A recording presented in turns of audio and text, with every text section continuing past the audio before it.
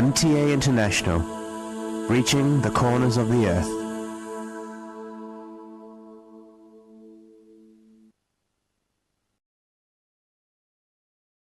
اس وقت ہم سیدنا حضرت امیر المومنین خلیفۃ المسیح رابع ایدہ اللہ تعالیٰ بنصر العزیز کا ایک تاریخی خطبہ جمعہ آپ کی خدمت میں پیش کر رہے ہیں۔ حبیبنا صلی علی محمد صلی علی حبیبنا صلی علی محمد صلی علی رسولنا صلی علی محمد صلی علی رسولنا صلی علی محمد صلی علی محمد صلی علی محمد أشهد أن لا إله إلا الله وحده لا شريك له وأشهد أن محمدا عبده ورسوله أما بعد فأعوذ بالله من الشيطان الرجيم بسم الله الرحمن الرحيم الحمد لله رب العالمين الرحمن الرحيم مالك يوم الدين إياك نعبد وإياك نستعين اهدنا الصراط المستقيم صراط الذين أنعمت عليهم غير المغضوب عليهم ولا الضالين قاف يا عين صاد ذكر رحمة ربك عبده زكريا إذ نادى ربه نداء خفيا قال رب إني وهن العظم مني واشتعل الرأس شيبا ولم أكن بدعائك رب شقيا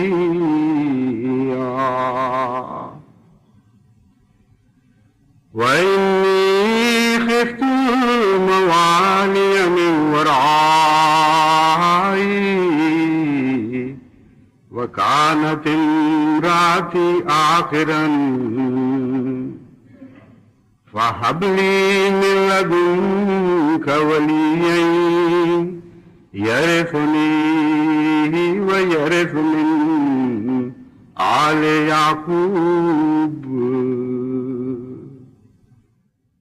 يرث من آل يعقوب واجعله رب رضيا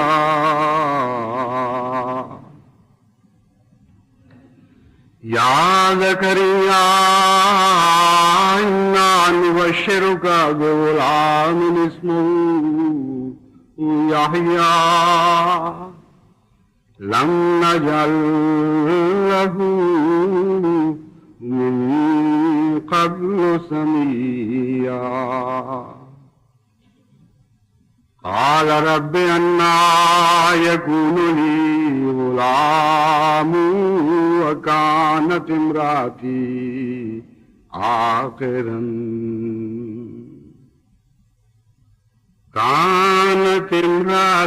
عاقرا وقد بلغت من الكبر عتيا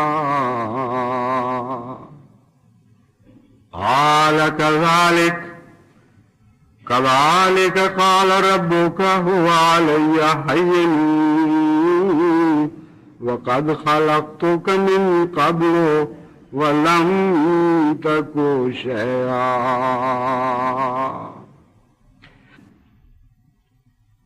سائل اور مسئول کا ایک رشتہ ہوتا ہے. اس رشتے کا مزاج طے کرنا سائل کا کام نہیں بلکہ مسئول کا کام ہے. Beggars are never choosers. مانگنے والوں کو تو کبھی بھی کوئی اختیار نہیں ہوا کرتا. نہ تو اس چیز کا اختیار ان کو ہوتا ہے کہ کیا ضرور مانگیں اور جو مانگیں وہ ضرور ان کو دی جائے. نہ اس بات کا اختیار ہوتا ہے کہ کیسے مانگیں. یہ تو مسئول کا مزاج فیصلہ کیا کرتا ہے کہ کس طرح مانگیں, کس ادا کے ساتھ مانگیں, کیا مانگیں تو ان کو عطا ہوگا اور کیسے مانگیں گے تو عطا نہیں ہوگا. پس قرآن کریم نے جہاں یہ حکم دیا ادعونی استجب لکم کہ مجھ سے مانگا کرو, بہت دعائیں کیا کرو, میں تمہیں ضرور عطا کیا کروں گا, تو وہاں ساتھ اپنا مزاج بھی بتا دیا. یہ بھی اطلاع فرما دی کہ میں کس قسم کی باتیں پسند کرتا ہوں, کون کون سی ادائیں مجھے بھاتی ہیں, کیسے پہلے میں نے مانگنے والوں کی ان اداؤں پر پیار کی نظر ڈالی تھی. تم بھی وہ رستے اختیار کرو تو میں وہی خدا ہوں جو پہلے عطا کر چکا ہوں. اتنا عظیم الشان احسان ہے قرآن کریم کا کہ گزشتہ انبیاء کی اور بعض غیر انبیاء کی وہ ساری دعائیں محفوظ کر دی ہمارے لیے جو دعائیں اللہ تعالیٰ کو پسند آئی تھی. اور قرآن کریم جب ان کا ذکر فرماتا ہے تو یوں معلوم ہوتا ہے کہ بہت مدت سے ایک بہت ہی پیاری چیز اپنے کسی پیارے کے لیے سنبھال کے رکھی ہو. جب کسی دعا کرنے والے نے کسی خاص ادا سے دعا کی تو وہ جو مقصود کائنات تھا یعنی محمد مصطفیٰ صلی اللہ علیہ وآلہ وسلم جس سے سب سے زیادہ پیار کا اظہار ہونا تھا, اس کو بتانے کے لیے خدا نے وہ چیزیں سمیٹ رکھی. بعض مائیں پیار کرتی ہیں اپنے بچوں سے تو کوئی چھوٹی چیز ملے یا بڑی ملے وہ سنبھال کے رکھ لیا کرتی ہیں, جائیں گے تو ان کو دیں گے. ہماری ایک خالہ جان تھی, بڑی خالہ جان, ان کو اپنے پوتوں سے بڑا پیار تھا, سید عبداللہ شاہ صاحب کے بچوں سے. بہت بڑی عمر کی تھیں جب یہ بچے پیدا ہوئے, تو ویسے تو وہ ضرورت مند نہیں تھیں لیکن ناممکن تھا کہ وہ کوئی اچھی چیز دیکھیں اور وہ اسے سمیٹ کر اپنے بچوں کے لیے نہ رکھ لیں. حامی شامی کہتے تھے ان کو. تو جب بھی ہمارے گھر تشریف لاتی یا کہیں کسی دعوت پہ جاتی تو بچے ان کو چھیڑا کرتے تھے کہ خالہ جان آپ حامی شامی کے لیے ضرور کچھ لے کے جائیں گے. تو انسانوں کے بھی حامی شامی ہوتے ہیں اور خدا کا بھی حامی شامی ہوتے ہیں. اللہ کو بھی اپنے بعض بندوں سے اتنا پیار ہوتا ہے کہ وہ ہر اچھی چیز ان کے لیے اٹھا کے رکھ لیتا ہے. چنانچہ فیہا کتب قیمہ کا ایک یہ بھی مطلب ہے کہ اللہ نے تو کوئی ایسی چیز چھوڑی نہیں باقی جو پہلے گزری ہو اور باقی رکھنے کے لائق ہو اور محمد مصطفیٰ صلی اللہ علیہ وآلہ وسلم کو عطا نہ فرما دی ہو. انہی میں سے یہ دعائیں بھی ہیں. کسی نبی نے دعا کی, مثلا حضرت زکریا نے, اللہ تعالیٰ کو بہت ہی پیار آیا اس دعا پر اور اس دعا کے مضبوط پوائنٹس یعنی وہ پہلو جو خدا تعالیٰ کو خاص پسند آئے وہ بھی بیان فرما دیے، اور بہت ہی لطیف اشارے ان کی اندرونی کمزوریوں کے بھی بیان فرما دیے۔ ہر پہلو سے اس مضمون کو مکمل فرما دیا جب حضرت محمد مصطفیٰ صلی اللہ علیہ وآلہ وسلم کو اطلاع دی، اور آپ کے طفیل اور آپ کے وسیلے سے اور آپ کے قدموں کی برکت سے وہ دعائیں، وہ نعمتیں ہم تک بھی پہنچی۔ ان میں سے ایک یہ دعا ہے جو حضرت زکریا کی میں نے ابھی قرآن کریم سے تلاوت کر کے آپ کو سنائی۔ بہت ہی حیرت انگیز ان کا مزاج تھا اپنی لطافت کے لحاظ سے، اور مانگنے کی ادائیں خوب آتی تھیں حضرت زکریا کو، کیونکہ یہ دعا جب آپ غور سے پڑھیں تو دعا سنتے سنتے یقین ہو جاتا ہے کہ لازماً قبول ہوگی، ہو ہی نہیں سکتا کہ اسے کوئی رد کر دے۔ کسی کا مزاج نفیس ہو، صحیح لطیف مزاج کا مالک ہو اور محبت کرنے والا ہو، اس طرح اس سے مانگا جائے تو وہ رد نہیں کر سکتا، لیکن اس گہرائی کے ساتھ مانگا جائے جس گہرائی کے ساتھ حضرت زکریا علیہ السلام نے یہ دعا مانگی۔ گہرائی کا کیسے پتہ چلے؟ آپ بھی یہ دعا مانگیں اور آپ سمجھیں گے کہ ہم بھی بڑی گہرائی سے دعا کر رہے ہیں۔ بات یہ ہے کہ دعا کرنے والے پر ایک کیفیت طاری ہوتی ہے، وہ کیفیت جتنی گہری ہو جائے اتنا ہی زیادہ اچھی ادائیں اس کو عطا ہوتی ہیں۔ تو پہلی مرتبہ حضرت زکریا کے مزاج میں، آپ کے خیال میں یہ باتیں آ جانا، یہ بتاتا ہے کہ بہت ہی گہرائی تھی آپ کے جذبات میں، ورنہ سچی جذبات والا دعا کر رہا ہو اس کے تصور میں بھی یہ باتیں نہیں آ سکتی جو اس وقت حضرت زکریا کے تصور میں آئیں۔ وہ کہتے ہیں رب انی وہن العظم منی، اے اللہ میری تو ہڈیاں بھی کمزور پڑ گئی ہیں، یعنی ایسا بوڑھا ہو چکا ہوں کہ ہڈیوں میں طاقت نہیں رہی، ہڈیوں کا گودا گھل گیا ہے۔ واشتعل الراس شیبا، اور بال سفیدی سے بھڑک اٹھے ہیں جیسے سر میں آگ لگ گئی ہو۔ یہ میری کیفیت ہے عاجزی اور بڑھاپے کی، اور میرا حوصلہ دیکھ اور میرا توکل دیکھ، وَلَمْ أَكُنْ بِدُعَائِكَ رَبِّ شَقِيًّا، ان سب باتوں کے باوجود میں تجھ سے مراد پانے میں مایوس نہیں ہوا۔ میں اپنے آپ کو ایسا بدبخت نہیں سمجھتا کہ تجھ سے مانگوں تو ان باتوں کے باوجود تم مجھے نہ دے سکے۔ ہر ناممکن چیز اکٹھی ہو گئی ہے، وہاں سے شروع کرتے ہیں مضمون کو، اور جیسا کہ آگے مضمون کھلے گا، مانگ وہ رہے ہیں جو ان باتوں کے بعد بظاہر مل ہی نہیں سکتا۔ آگے اس مضمون کو ظاہر کر دیتے ہیں کہ میں کیا مانگنا چاہتا ہوں۔ کہتے ہیں انی خفت الموالی من ورائی، اس حال کو پہنچ گیا ہوں عمر کے، کمزوری اس حد تک بڑھ گئی ہے، اور خوف مجھے یہ ہے کہ میرے بعد میرے شریک معاملات کو بگاڑ دیں گے۔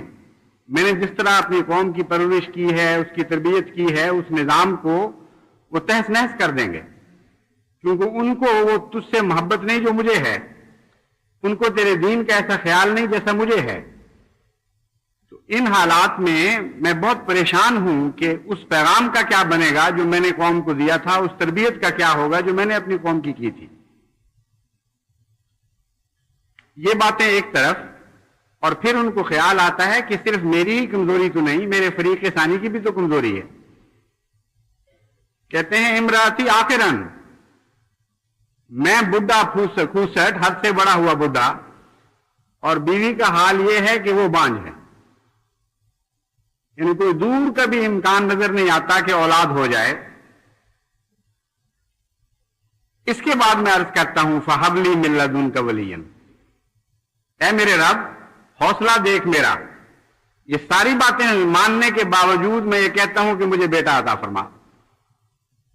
یرثنی و یرث من آل یعقوب، وہ میرا بھی ورثہ پائے روحانی اور آل یعقوب کا بھی ورثہ پائے، لیکن ایسی اولاد نہ ہو جو بعض دفعہ ورثہ پا کر اس کو ضائع کر دیتی ہے، رضیہ ہو۔ اے اللہ اس کو ہمیشہ ایسا بنانا کہ وہ تجھ سے راضی رہے اور تو اس سے راضی رہے۔ یہ دعا جب خدا نے سنی تو فرمایا، یہ نہیں فرمایا کہ پھر ہم نے اس کی دعا قبول کر لی. اب براہ راست اللہ تعالیٰ حضرت زکریا کو مخاطب ہو رہا ہے. کوئی فاصلہ نہیں ڈالا بیچ میں لفظوں کا کہ ہم نے پھر جب یہ دعا سنی ہے محمد تو پھر ہمارا دل پسیجا اور ہم نے اس دعا کو قبول فرما لیا. بلکہ مان خدا جسے ٹیک اوور کر لیتا ہے ایک نظام کو، فوراً بیان فرماتا ہے، یا زکریا انا نبشرک بغلام. اے زکریا، اس دعا کے بعد اس کے رد کرنے کا سوال ہی کوئی نہیں رہتا. انا نبشرک بغلام، ہم تجھے خوشخبری دیتے ہیں ایک غلام کی، ایک ایسے بیٹے کی جو عمر پانے والا ہوگا. اسمہ یحییٰ، اور اس کا نام ہم یحییٰ رکھتے ہیں. لم نجعل لہ من قبل سمیہ، جیسی تیری دعا بڑی انوکھی اور منفرد ہے ویسے ہی یہ تیرا بیٹا بھی بڑا منفرد اور انوکھا نام پانے والا ہے. اس سے پہلے آج تک کبھی کسی انسان کو یہ نام نہیں دیا گیا. اور اب سنیے وہ اندرونی کمزوری کا حال. بہت ہی لطیف اشارہ ہے اللہ تعالیٰ کی طرف سے. فرماتا ہے کہ انسان کتنے ہی اخلاص کے ساتھ دعائیں کرے لیکن اندر سے اس کے کوئی نہ کوئی کمزوری کا کیڑا باقی رہ جاتا ہے. ابھی حضرت زکریا یہ کہہ رہے تھے کہ اے خدا میرا حوصلہ دیکھ، میرا یقین دیکھ، میرا توکل دیکھ. ان سب باتوں کے باوجود میں مانگ رہا ہوں. اور جب انہوں نے عطا کر دیا تو کہنے لگے یہ کیسے ہوگا؟ اگر اتنا ہی یقین تھا تو پھر اگلا سوال کیسے اٹھ گیا؟ فرماتے ہیں زکریا نے فوراً یہ سن کے کہا، رب انا یکون لی غلام، اللہ میرے کیسے بیٹا ہو سکتا ہے؟ ہو ہی نہیں سکتا. وکانت امرأتی عاقرا، میری بیوی بانجھ، وقد بلغت من الکبر عتیا، اور میں بڑھاپے کی انتہا کو پہنچ چکا ہوں. اب دیکھیں یہ دونوں ایک ہی بات آدمی کی باتیں ملتی لگتی ہیں. کوئی پہلی دعا یہ کہ اے خدا میرا یہ حال ہو گیا ہے، لیکن سوال ہی نہیں پیدا ہوتا کہ میں مایوس ہو جاؤں. مجھے پورا یقین ہے، پورا عزم ہے، پورا توکل ہے تیری ذات پر، تو ضرور عطا فرمائے گا.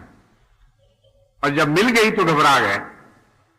اور پھر وہ اندرونی شکوک جو انسان کو ہمیشہ مبتلا رکھتے ہیں توہمات میں، وہ اچانک جاگ اٹھے اور کہے خدا واقعی اتنا بڑا کام ہو ہی جانا تھا؟ سچ مچ مانگ تو میں رہا تھا لیکن اب مل گیا ہے تو یقین نہیں آ رہا کہ ایسا ہو بھی سکتا ہے. اللہ فرماتا ہے کذالک قال ربک، ہاں تیرے رب نے یہی تو کہا ہے، کیا تو سن نہیں رہا؟ اسی طرح ہوگا. ہوا علی ہین، ابھی تو کہہ رہا تھا سب کچھ تیرے لیے آسان ہے. ہاں واقعی مجھ پر یہ آسان ہے. اور اگر مزید ثبوت چاہتا ہے وقد خلقتک من قبل ولم تک شیئا، میں نے تجھے اس حال میں پیدا کیا تھا کہ تو تھا ہی کچھ نہیں. وہ بڑا مشکل کام تھا یا یہ مشکل کام ہے؟ تو دلیل بھی ایسی دی ساتھ جو عقل کو اور دل کو دل کی گہرائی تک مطمئن کرتی چلی جائے. یہ ہے ایک دعا جو خدا تعالیٰ نے قرآن کریم میں محفوظ فرمائی. اور جب حضرت صلی اللہ علیہ وآلہ وسلم کو اس کا علم دیا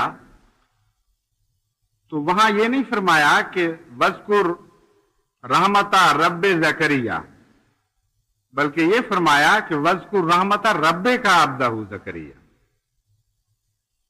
اے محمد پہلے وہ تیرا رب ہے جس نے زکریا کو عطا کیا تھا. وہ رب جو زکریا کو یہ سب کچھ دے سکتا تھا، اور اول طور پر وہ تیرا رب ہے، سب سے زیادہ تجھ سے پیار کرنے والا ہے. تو یا تیری امت جب اس طرح دعائیں مانگیں گے تو کیسے ممکن ہے کہ وہ خدا تمہیں عطا نہ کرے؟ کتنا عظیم الشان مضمون ہے دعا کا جو یہ آیات کھول رہی ہیں، اور کتنا بڑا حوصلہ عطا کرتی ہیں امت محمدیہ مصطفیٰ صلی اللہ علیہ وآلہ وسلم کو. اس قسم کی اور بھی بعض آیات ہیں جو میں نے منتخب کی تھی، وقتاً فوقتاً آپ کے سامنے رکھتا رہوں تاکہ آپ کو اللہ تعالیٰ کا مزاج سمجھ آئے. جیسا کہ میں نے بیان کیا تھا، سائل اور مسئول میں ایک رشتہ ہوتا ہے، اور وہ رشتہ کیا ہونا چاہیے اس کو مسئول کا مزاج طے کرے گا، سائل کا مزاج نہیں کرے گا. اگر سائل بدتمیز ہے اور بدتمیزی سے دعا کرتا ہے تو مسئول ہرگز پابند نہیں ہے اس کو ماننے کا. مسئول کا اپنا ایک مزاج ہے، اس کی اپنی اندرونی سرشت ہے، اس کو وہی چابی لگے گی جو اس کی اندرونی چابی ہونی چاہیے اس کے مزاج کے مطابق. دوسرے کی تالے کی چابی تو نہیں لگ سکتی اس کو. بس اللہ تعالیٰ نے مختلف وقتوں کی دعائیں محفوظ کر کے مختلف حالات کے ساتھ بھی ان کو باندھ دیا ہے. یعنی صرف یہی نہیں کہ ایک ہی ادا ہمیشہ ہی چلے گی، بلکہ قرآن کریم فرماتا ہے کل یوم ہوا فی شان. تم یہ نہ سمجھنا کہ اب ایک دعا آ گئی تو اب سب دعائیں تمہیں مل گئیں. فرماتا ہے وہ تو شانیں بدلتا رہتا ہے. اس کے دیکھو اس کی دنیا، اس کے موسم بدلتے ہیں، حالات بدلتے ہیں، تمہارے مزاج بدلتے ہیں، صبح و شام کے حالات بدلتے ہیں. اس لیے تمہیں اپنے رب قدیر کے متعلق پوری طرح واقفیت ہونی چاہیے. چنانچہ ہر موقع اور ہر حال کی دعا الگ الگ سکھائی ہوئی ہے. یہ دعا میں نے آج اس لیے آپ کو بتائی کہ آج آپ کو میں ایک دعا کی تحریک کرنے چاہتا ہوں اور یہ بتانا چاہتا ہوں کہ دعائیں اس طرح اللہ تعالیٰ کے ساتھ پیار سے، محبت کے ساتھ، یقین اور حوصلے کے ساتھ اور توکل کے ساتھ کریں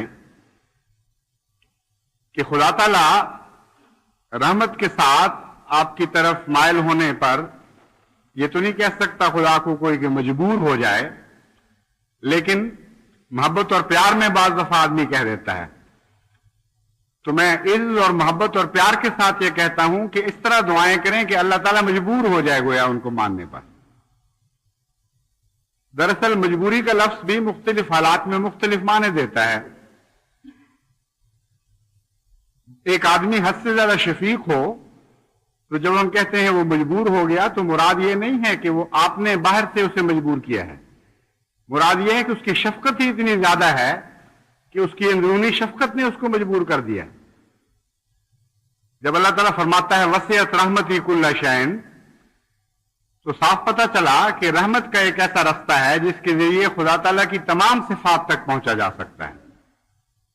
غلبہ مانگنا ہو تب بھی آپ رحمت کے ذریعے پہنچ سکتے ہیں، علم حاصل کرنا ہو تب بھی رحمت کے ذریعے پہنچ سکتے ہیں، سفر میں برکت مانگنی ہو تب بھی رحمت کے ذریعے پہنچ سکتے ہیں، تبلیغ میں برکت مانگنی ہو تب بھی رحمت کے ذریعے پہنچ سکتے ہیں، کیونکہ اس کی رحمت ہر دوسری صفت پہ وسیع اور حاوی ہے.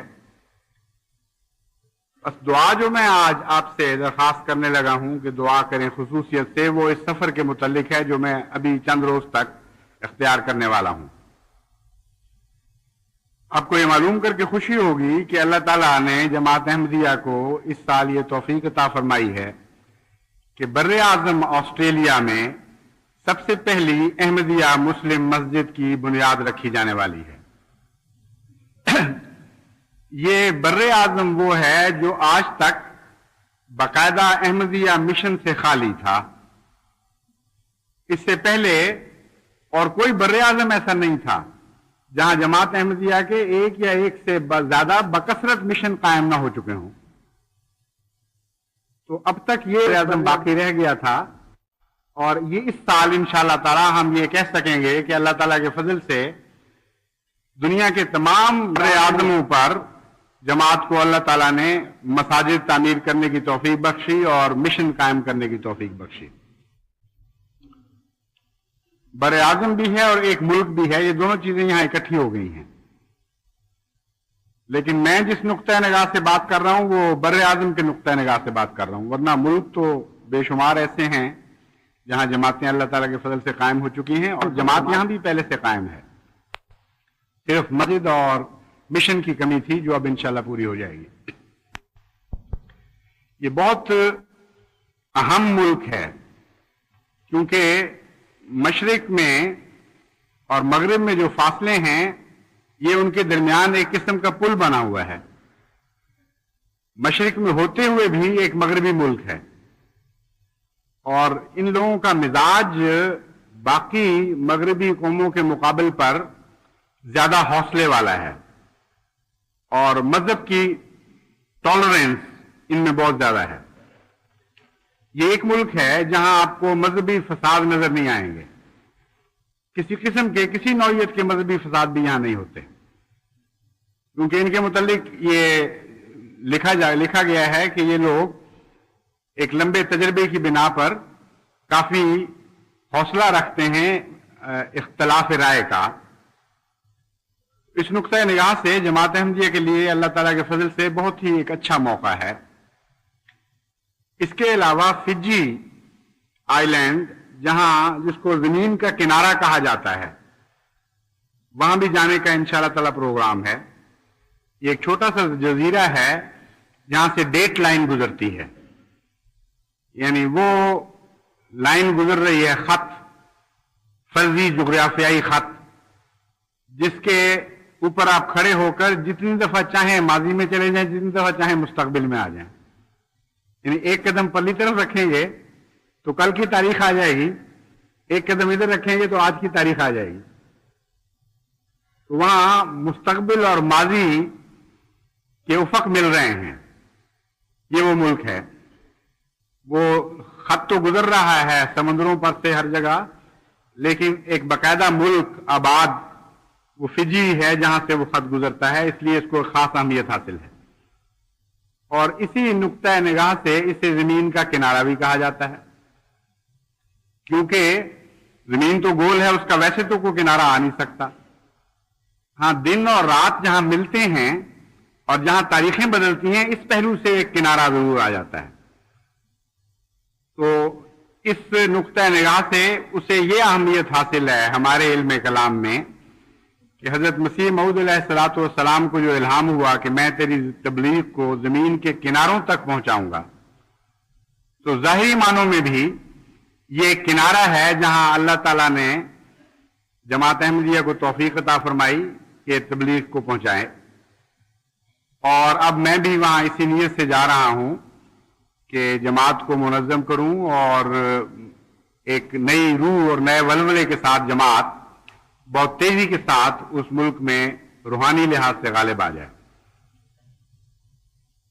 بہت کثرت سے دعاؤں کی ضرورت ہے، کیونکہ جیسا کہ میں نے گزشتہ سفر میں تجربہ کیا تھا، ہماری ساری طاقت اور ساری بنا دعا پر ہے. جتنی کثرت کے ساتھ لوگ اللہ تعالیٰ سے نہایت عاجزی اور گریہ ازاری کے ساتھ اور محبت اور پیار کی اداؤں کے ساتھ مانگیں گے، اتنا ہی وہ عطا کرتا چلا جائے گا. اس کے یہاں تو کوئی کمی نہیں ہے. اس لیے زیادہ سے زیادہ احمدیوں کو ان دعاؤں میں لگ جانا چاہیے. ہر احمدی جو دعا کرے گا اس کے نتیجے میں اللہ تعالیٰ ضرور فضل ظاہر فرمائے گا. جتنی زیادہ دعائیں ہوں گی اتنی زیادہ فضل فرمائے گا. اس کے علاوہ بھی بعض ملک ہیں جہاں اس سفر کے دوران کچھ عرصے کے لیے قیام ہوگا. مثلا ایک سنگاپور ہے، جاتے ہوئے پہلے وہاں انشاءاللہ تعالیٰ قیام کا خیال ہے، اور پھر واپسی پہ آخری قدم سیلون پر رکھ کر پھر انشاءاللہ تعالیٰ کراچی واپس آنا ہے. پروگرام مختصر ہے، زیادہ لمبا نہیں، قریباً 1.25 مہینے کا پروگرام ہوگا، لیکن مصروفیات بہت زیادہ ہیں. اور چونکہ ایسی جماعتیں ہیں مثلا فجی اور آسٹریلیا والے روز روز یہ توقع نہیں رکھ سکتے کہ خلیفۃ المسیح وہاں ان کے پاس پہنچے، اس لیے ان کا رجحان اس موقع پر ویسا ہی ہوتا ہے جیسے سونے کے انڈے دینے والی بطخ کے متعلق ایک شخص کا رجحان تھا. اس نے کہا روز جو ایک انڈا دیتی ہے، اب قابو آئی ہے، اتفاق سے اسے ذبح کر کے سارے انڈے اکٹھے کیوں نہ نکال لوں. تو ایسی جماعتیں جہاں بہت دیر کے بعد کوئی پہنچتا ہے، طبعاً فطرتاً ان کا یہ رجحان ہوتا ہے کہ خوب کام لیا جائے. اللہ تعالیٰ فضل فرمائے، کام سے تو میں بالکل نہیں ڈرتا، لیکن جہاں غیروں کو خطاب آ جاتا ہے بکثرت، وہاں ذمہ داری بہت پیدا ہو جاتی ہے. کیونکہ میں اپنے ذات کے طور پر تو سامنے ان کے نہیں پیش ہو رہا ہوں گا، میں تو جماعت احمدیہ کے نمائندے کے طور پر پیش ہو رہا ہوں گا. اور اللہ تعالیٰ سے بہت دعا کرنی چاہیے کہ مجھے اس نمائندگی کا حق عطا فرمائے. یہاں جو مصروفیات ہیں ان کے نتیجے میں وہ جو علمی لیکچرز رکھ دیے گئے ہیں باہر کی جماعتوں کی طرف سے، ان کی آج ہی مجھے اطلاع ملی ہے، ان کے لیے تیاری کا تو وقت کوئی نہیں. پرسوں تو انشاءاللہ یا ترسوں یہاں سے روانگی ہے. تو اس لیے तभी बात है कि कुछ फिक्र तो पैदा होती है जहन में, लेकिन मेरा गुज़श्ता तजर्बा ये है कि पहले भी यही हाल था। अल्लाह ताला ने अपने फजल से तौफीक अता फरमा दी थी, और कुछ भी जब वो वक्त गुजर गए तो इतने आसान नजर आए, इतने हल्के फुल्के नजर आए कि जैसे कोई बोझ ही नहीं था। तो ये बोझ आप सब ने मिलकर उठाना है मेरे साथ। मैंने अकेले नहीं उठाना, क्योंकि मैं अपनी जात का नुमाइंदा नहीं, जमात अहमदिया का नुमाइंदा हूं। इसलिए बहुत दुआएं करें, अल्लाह हर पहलू से इसे बाबरकत बनाए और इस्लाम के लिए अजीमुशान फतूहात की बुनियादें रखी जाएं, ऐसे नए दरवाजे खुलें जिनसे बड़ी शान के साथ नई फतह के अलम बुलंद करती हुई जमात अहमदिया नए मैदानों में निकल आए, और नई नई कौमें फतह हों, और नए नए दिल मुसख्खर किए जाएं। और इस हाल में खुदा ताला इस सफर को खत्म करने की तौफीक मिले कि सफर खत्म हो रहा हो और फतूहात इस्लाम का आगाज हो रहा हो अज़ीमुशान। अल्लाह ताला हमें इसकी तौफीक अता फरमाए।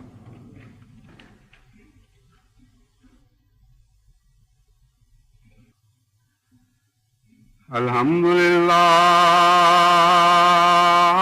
नहमदुहु व नस्तईनुहु व नस्तगफिरुहु व नुमिनु बिही व नतवक्कलु अलैह।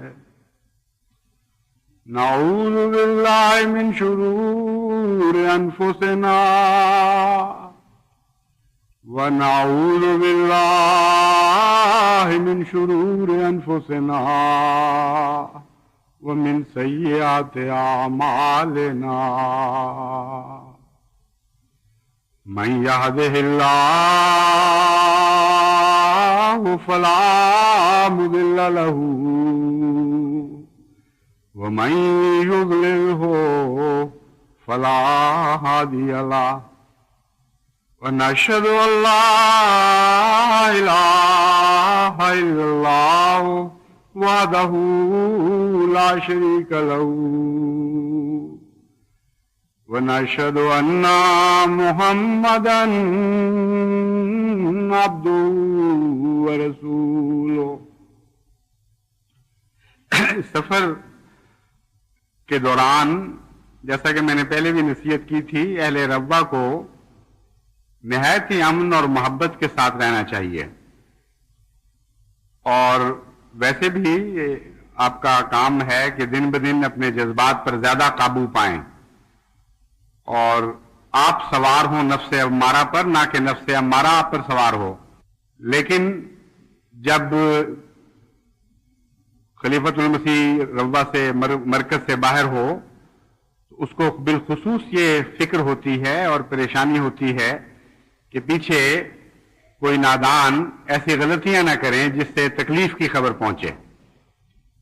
इसलिए आम हालात में अगर आप गुस्से और इश्तियाल को दबाते हैं तो वो भी बड़ा बायस सवाब है, मगर इन दिनों में खुसूसियत के साथ आपको सवाब होगा अगर आप अपने जाती जज्बात को जमाती मफाद पर कुर्बान कर दें। कोई ज्यादती भी करे तो सब्र और हौसले से बर्दाश्त करें, और ये ज्यादती खा अंदर से हो या बाहर से हो, खा जमात के अफराद की तरफ से आप पर हो नाउज़ बिल्लाह मिन ज़ालिक, या बैरूनी दोस्तों की तरफ से हो, हर सूरत में निहायत ही अच्छा सब्र और हौसले का नमूना दिखाएं और दुआएं करें। ये जो इंतकाम की ठंडक है, इसे भी लोग कहते हैं कि इंतकाम से ठंडक हासिल हुई, मगर हकीकत यह है कि जो अफ़्व की ठंडक है उसके साथ इंतकाम की ठंडक को कोई निस्बत ही नहीं है। सच्ची और दायमी और तस्कीन बख्श ठंडक वही है जो अफ़्व की ठंडक है। इंतकाम भी एक ठंडक पैदा करता है, लेकिन वो जली जली सी ठंडक है, उसमें लुत्फ नहीं है। जैसे आग जला दे और जलने के बाद जो कुछ रह जाए वो उसको भी आप ठंडक कह सकते हैं, लेकिन जलाने से रोक दिया जाए किसी चीज को और तस्कीन बख्श ठंड पहुंचे, ये वो सच्ची ठंडक है जो अफ़्व से हासिल होती है। इसलिए हत्तल मक़दूर अफ़्व से लुत्फ अंदोज हों और इंतकाम की झूठी ठंडक का तस्वुर ही दिल से मिटा डालें। दूसरा इंतजामी ढांचा जो پیچھے ہوگا وہ میں بیان کر دیتا ہوں. صاحبزادہ مرزا منصور احمد صاحب ناظر اعلیٰ مستقل تو کوئی بھی نہیں ناظر ان معنوں میں کہ وہ ذاتی حق ہو اس کا، لیکن جو چلے آ رہے تھے ناظر اعلیٰ وہ صاحبزادہ مرزا منصور احمد صاحب تھے، وہ آج کل باہر ہیں.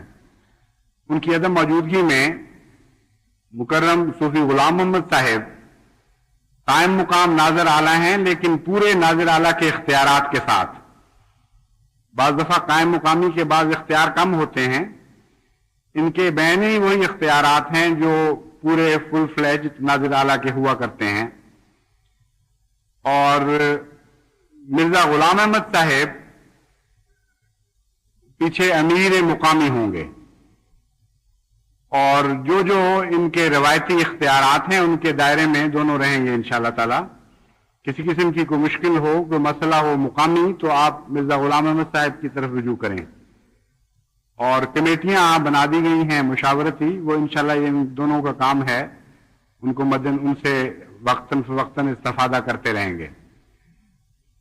تو یہ وہ انتظامی شکل تھی جس کا اعلان کیا جانا بھی ضروری تھا. ہاں، نمازوں کے لیے امیر امام الصلاۃ صوفی غلام محمد صاحب، اور پھر مولوی دوست محمد صاحب، اور پھر حافظ مظفر احمد صاحب، اسی ترتیب سے یہ مسجد مبارک کے امام الصلاۃ ہوں گے.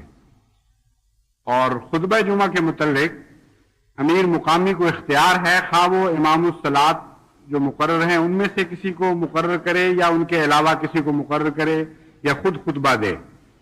خطبہ دینا یہ دراصل امیر کا حق ہے، اس لیے وہ اس حق کو استعمال کریں یا تفویض کریں، یہ ان کی ثوابدید پہ ہے. عباد اللہ رحمکم اللہ، ان اللہ یامر بالعدل والاحسان وایتاء ذی القربی وینہی عن الفحشاء والمنکر والبغی یعظکم لعلکم تذکرون. اذکروا اللہ یذکرکم وادعوہ یستجب لکم وَلَذِكْرُ اللَّهِ أَكْبَرُ.